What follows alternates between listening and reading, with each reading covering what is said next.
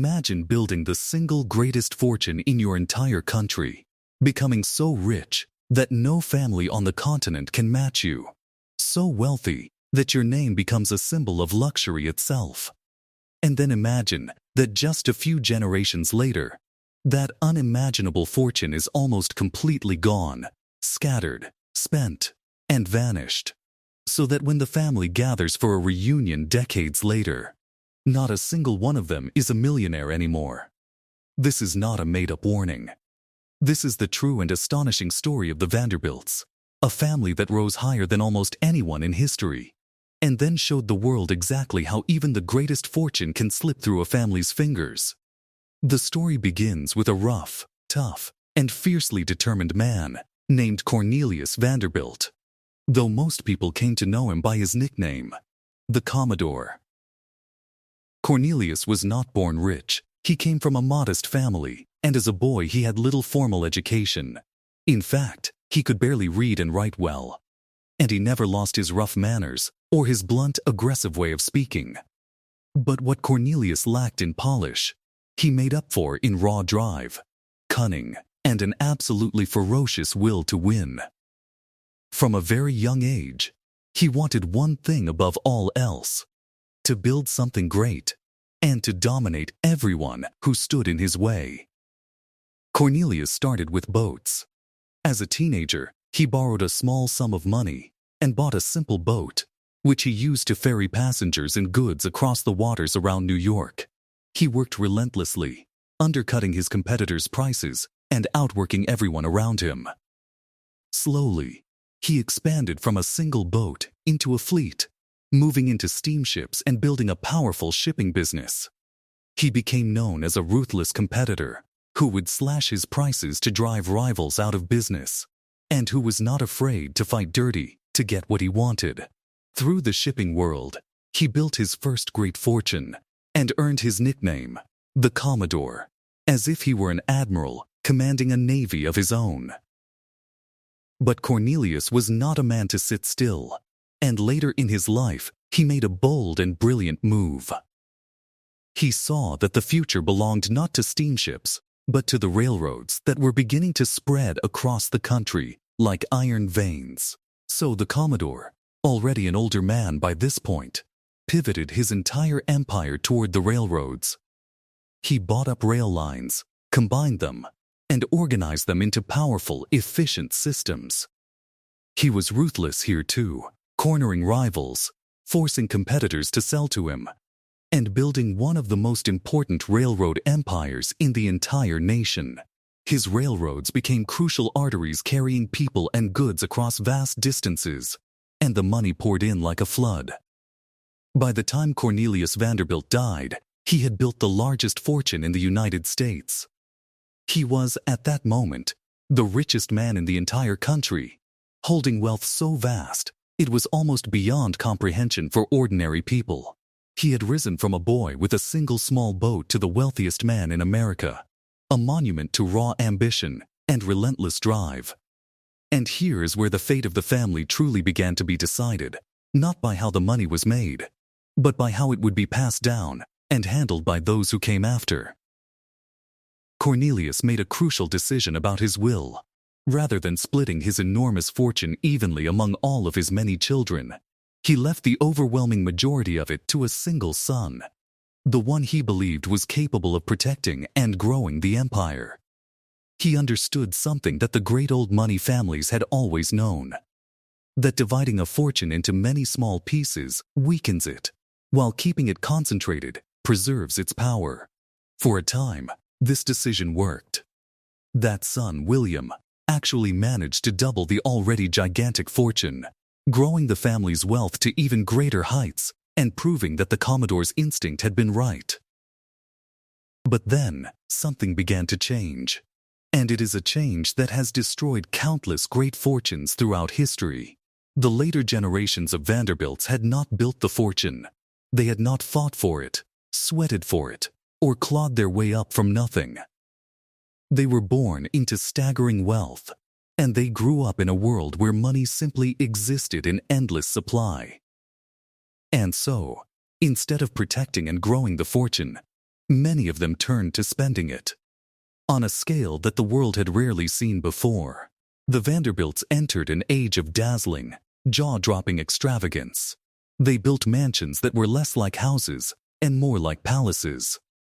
Along the fashionable avenues of New York City, they raised enormous, ornate homes filled with imported treasures. In the seaside resort towns, they constructed massive summer cottages, though calling them cottages was almost a joke, because they were truly grand mansions with dozens and dozens of rooms, marble halls, and gold decorations. One of the most famous of these homes was a colossal country estate so large and so lavish that it remains one of the biggest private houses ever built in America. These were not just homes. They were monuments to spending, designed to display the family's wealth to the entire world. And the spending did not stop at houses. The Vanderbilts threw legendary parties, extravagant balls that cost fortunes and became the talk of high society. They collected art, jewels, yachts, and every luxury imaginable. They married into European nobility, spending vast sums to connect the family name to old aristocratic titles. Money flowed out of the family in a dazzling, endless river of luxury and display. For a time, it seemed like it could never run dry. After all, how could anyone possibly spend such an enormous mountain of money? But that is exactly the trap that catches so many inherited fortunes. Here is the brutal mathematics of it. A fortune, no matter how large, is not infinite. If the money is being spent faster than it is being grown, then it is shrinking, even if it takes years or decades to become obvious.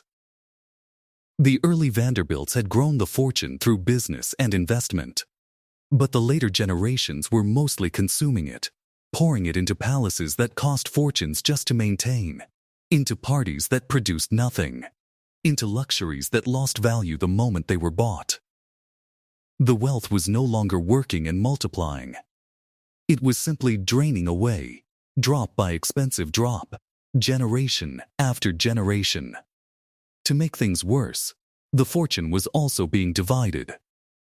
Cornelius had kept it concentrated in one heir, but as generations passed, the money was split among more and more descendants, each branch taking its share and often spending it lavishly.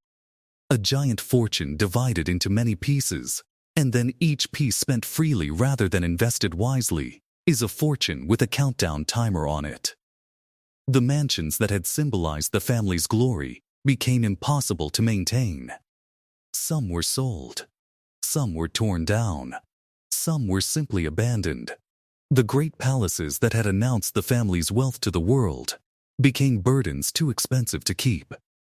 Within just a few generations, the transformation was complete and shocking. The family that had once been the richest in America, whose name was a byword for unimaginable wealth, had scattered and spent its fortune.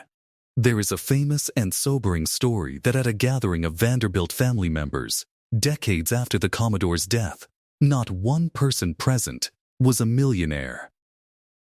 The greatest fortune in the nation had, in a remarkably short time, effectively evaporated. The iron-willed Commodore who had built it from a single boat would likely have been horrified to see how quickly it slipped away. Now, it is important to be fair. Not every Vanderbilt descendant ended in ruin, and the family produced people of accomplishment in later generations in fields like fashion, journalism, and the arts. But as a great concentrated fortune, as the towering financial empire that Cornelius had built, it was gone, dissolved by a combination of relentless spending, constant division among heirs, and a failure to protect and grow the wealth the way the founder had. The lesson was written in the ruins of abandoned mansions and the empty pockets of a family that had once had everything. And this is where the Vanderbilts teach us something even more valuable than the families who simply got rich and stayed rich.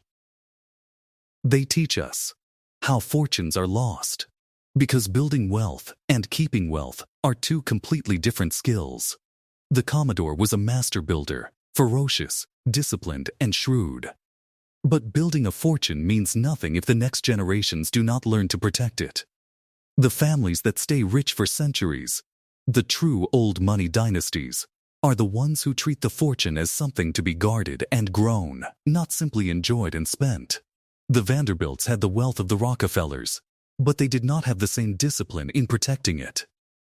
The Rockefellers built careful structures, trusts, and foundations designed to preserve the fortune across generations. The Vanderbilts, for the most part, did not. Instead, they spent freely, divided endlessly, and assumed the money would last forever. And so, one of the greatest fortunes in the history of the world became one of the greatest cautionary tales, a warning carved into marble mansions that the family could no longer afford to keep. It is worth pausing to understand why inherited wealth so often follows this exact pattern. Because the Vanderbilts are far from the only family it has happened to. There is an old saying that appears in many cultures around the world, the idea that wealth rarely survives 3 generations. The first generation builds the fortune through struggle and sacrifice, understanding the true value of every hard-earned coin. The second generation, having watched the struggle, often still respects the money and manages it with some care. But the third generation, born into pure luxury, never having known anything but abundance, frequently has no understanding of how hard the fortune was to build. And so they spend it freely, until it is gone. The Vanderbilts lived out this ancient pattern on the grandest possible scale. There is another quiet danger in the Vanderbilt story that is easy to miss, and that is the trap of competing to spend. As the family grew richer and more famous, many of its members seemed to compete with one another and with other wealthy families to build the grandest mansion, throw the most spectacular party, and display the most dazzling luxury. This kind of competition has no winner. It is a race to see who can drain their fortune the fastest, all in the name of status and appearances. The families who endure across centuries almost always avoid this trap. They do not measure themselves by how much they can spend, but by how much they can preserve and grow. The Vanderbilts, caught up in the glittering social world of their age, fell straight into the spending race, and it cost them everything. And there is a final, sobering detail that makes the Vanderbilt story so instructive. The greatest of their mansions, the ones built to announce the family's eternal glory, became some of the clearest symbols of their downfall. These homes were so enormous and so expensive to run that they became crushing financial burdens. It took armies of servants and staggering sums of money simply to keep them standing. When the fortune began to shrink, these palaces turned from proud trophies into impossible weights. One by one they were sold off or torn down. There is deep irony in the fact that the very monuments built to prove the family's wealth would eventually become monuments to how completely that wealth had slipped away. So the story of the Vanderbilts leaves us with a powerful and lasting truth. A fortune, no matter how gigantic, is not permanent by itself. Money that is spent faster than it grows will always shrink, no matter how large it starts. Real, lasting wealth requires not just the genius to build it, but the discipline to protect it, the wisdom to keep it working and growing, and the structures to guard it across the generations. The Commodore built the greatest fortune in America out of pure will and ambition. But because those who followed did not know how to keep it, the family that once had more than anyone else was left, within a few short generations, with almost nothing at all. Build it with genius, but keep it with discipline, or watch even the greatest empire crumble into dust.